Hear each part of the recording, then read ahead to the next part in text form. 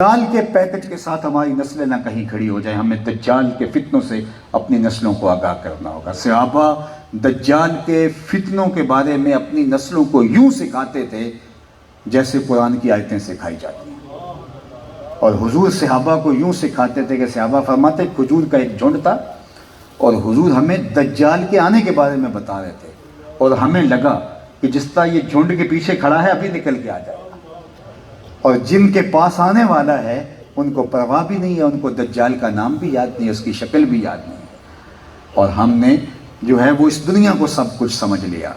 کھاؤ پیو موج کرو عیش کرو، میں آپ کو یہ روکنے نہیں آیا، لیکن اپنے منصب سے ضرور آگاہ رہنا ہے۔ کہیں دجال آ جائے تو ہم دجال کے ساتھ نہ کھڑے ہوں۔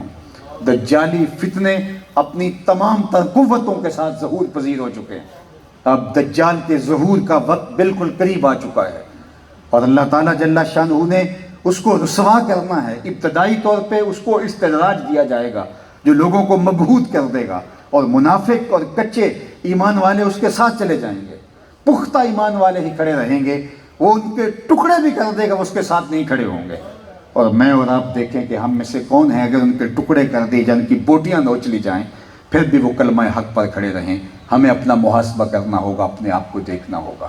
تو حضور کی محبت کا تقاضا یہ ہے کہ ہم حضور علیہ السلام کے لائے ہوئے نظام شریعت کو سمجھیں، اور اس دین کے خلاف جتنی بھی سرکشیاں ہیں، تمرد ہیں اور باغیانہ روشیں ہیں اور فتنے ہیں، ان فتنوں کی پہچان کریں اور اپنے آپ کو مضبوط کریں، اپنی اولادوں کو تیار کریں۔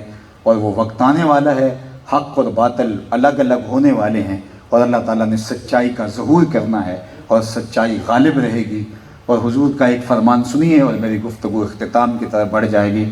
حضرت عیسیٰ آئیں گے، اس وقت امت 3 گروہوں میں بٹ چکی ہوگی، 3 گروہوں میں۔ ایک گروہ شہید کر دیا جائے گا، ایک گروہ فرار کا راستہ اختیار کر لے گا کہ نہیں ہم مقابلہ نہیں کر پاتے، ہمارے پاس اسلحے نہیں اتنے، ہمارے پاس تو یہ نہیں ہے، ہمارے پاس تو وہ نہیں ہے، ہمارے پاس جو ہے وہ جدید انفارمیشن کے اور جدید ٹیکنالوجی ہمارے پاس نہیں ہے، 100 ہی حجتیں، معاشی بحرانوں میں ہم پھنسے ہوئے، ہم نہیں مقابلہ کر سکتے۔ وہ فرار کی راہ اختیار کر لیں گے، وہ بہت کثیر ہوں گے، اور بہت تھوڑے لوگ ہوں گے جو فرمایا اقصیٰ کے دروازوں پر حق کا پرچم اٹھائے کھڑے ہوں گے۔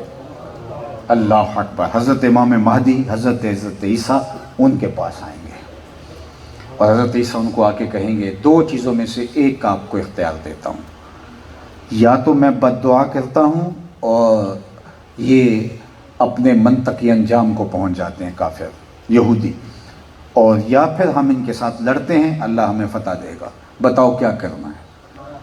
اللہ اکبر۔ جو صدیوں سے لڑتے آ رہے ہوں گے انہیں تو آرام چاہیے کہ چلو اب آپ بد دعا کر دیں کام تمام ہو، وہ کہیں گے ہم لڑ کے لیں گے، خریدے نہ ہم جن کو اپنے لہو سے، مسلمان کے لیے ننگ ہے وہ بادشاہ، تو وہ کہیں گے ہم لڑیں گے۔ اور پھر حضرت عیسیٰ کے انفاس کی مہک سے دجال یوں پگھلے گا جیسے پانی میں نمک پگھلتا ہے، اور مقام لد سے فرار ہوتا ہوا مارا جائے گا۔ یہ تل ابیب کے ساتھ ایک حساس ایئرپورٹ ہے۔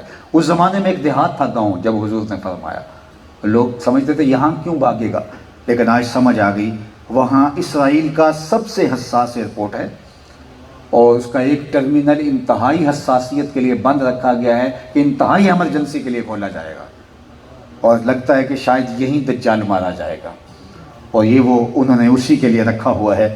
تو وہاں وہ مارا جائے گا، اسلام کا پرچم بلند ہوگا، اور اللہ تعالیٰ اسلام کا غلبہ کرے گا۔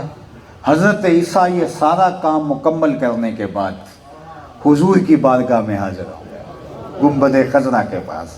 جب جنگ ختم ہو جاتی ہے تو کمانڈر آتا ہے نا اپنے باز کو سلوٹ کرنے، تو حضور کے پاس حضرت عیسیٰ آئیں گے۔ حضرت عیسیٰ کے حضور کے لفظ سنیے، والذی نفسی بیدہ لینزلن عیسیٰ ابن مریم ثم لئن قام علی قبری فیقول یا محمد لاجیبنہ، میں مجھے قسم ہے اس رب کی جس کے قبضے میں میری جان ہے، حضرت عیسیٰ ابن مریم ضرور آئیں گے، پھر کام مکمل کرنے کے بعد میرے روضے پہ آئیں گے اور مجھے یا محمد کہہ کے صدا دیں گے، میں قبر سے جواب دوں گا، تبھی حضرت عیسیٰ کا وصال ہوگا، اور گنبد خضرا میں خالی قبر موجود ہے جہاں وہ دفن ہوں گے۔ اللہ اکبر۔ اسلام کا غلبہ ہوگا، اس کے بعد پھر دوبارہ کفر پھیلے گا اور قیامت آئے گی. قیامت کافروں پہ آئے گی، مسلمانوں پہ نہیں آئے گی، یہ یاد رکھیے گا. مسلمان ایک دفعہ پوری دنیا کے اوپر غالب ہوں گے، اسلام کا جھنڈا لہرا رہا ہوگا، اور وہ وقت اب دور نہیں لگ رہا. یہ اللہ کے علم میں ہے کب وہ وقت آئے گا، لیکن جو قرائن ہیں وہ بتا رہے ہیں کہ وہ وقت قریب آ گیا ہے، اور دجال عملی طور پہ ظہور پذیر ہونے والا ہے. اس کی ساری طاقتیں اور اس کے سارے فتنے جو ہے وہ بالوں پر نکال چکے ہیں. ہمیں آگاہ ہونا چاہیے کہ ہم کہاں کھڑے ہیں. کہیں ایسا نہ ہو کہ کل ہم اور ہماری اولادیں دجال کے ساتھ کھڑی ہوں. مسلمان وہ ہوگا، اس کے ٹکڑے بھی کر دیے جائیں، وہ پھر بھی دجال کے ساتھ کھڑا نہیں ہوگا، اس لیے کہ اس کے 2 آنکھوں کے درمیان لکھا ہوگا کافارہ، یعنی کافر.